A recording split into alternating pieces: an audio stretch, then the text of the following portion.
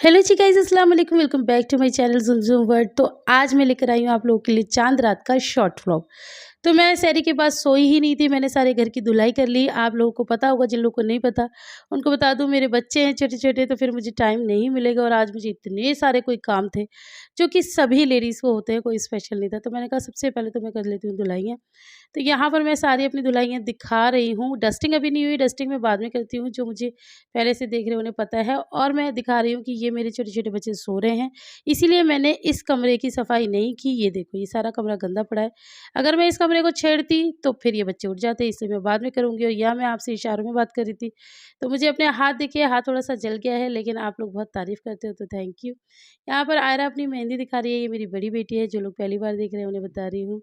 तो बाकी सबने मेहंदी लगाई थी और अब मैंने अपने सारे बच्चे नहला लिए थे। अब मैं इन्हें फटाफट तैयार कर रही हूँ, क्योंकि आज का मेरा प्रोग्राम है दिन से ही मम्मी के पास जाने का। और ये है मेरी सबसे छोटी बेटी इज़्ज़ा, बहुत क्यूट है मेरे सारे बच्चे। ये है मेरी लिबू, तो ये रही मेरी तीनों बेटियाँ। एक बेटी और है जो मम्मी के पास है, वो आपको वहीं दिखाऊँगी। तो बस यहाँ से अब हम लोग रेडी हो गए हैं और जाते-जाते हिज़ा के एक अलग नाटक है, पता नहीं किस बात पे चिड़ी हुई है, वो इतना ड्रामा कर रही है, इतना ड्रामा कर रही है कि बस रोए-रोए जा रही है। और आप इसके नाटक देख सकते हैं कि अब आजकल ना बड़े नाटक दिखा-दिखा के रोती है। ये देखो, हाथों पे आँखों पे हाथ रख लेगी और इस तरह से रोती रहेगी, और ये इतनी कोई क्यूट लगती है कि बस क्या ही कहने। तो मैंने आज से सोचा हुआ है कि अब मैं आप लोगों के साथ व्लॉग्स भी शॉर्ट वीडियो में शेयर किया किया करूँगी।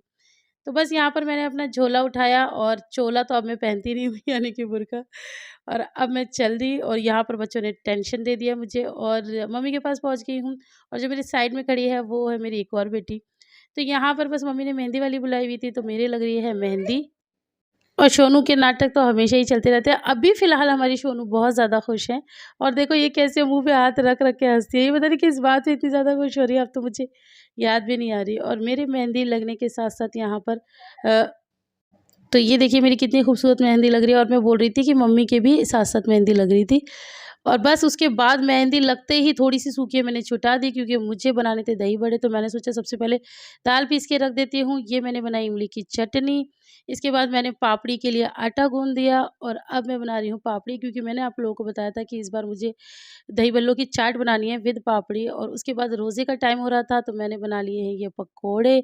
रोज़ा इफ्तार हो गया है, तो ये है मेरी थाली। पूरा परिवार दूसरे कमरे में कर रहा है और मैं इस कमरे में, क्योंकि मैं पर्दा करती हूँ।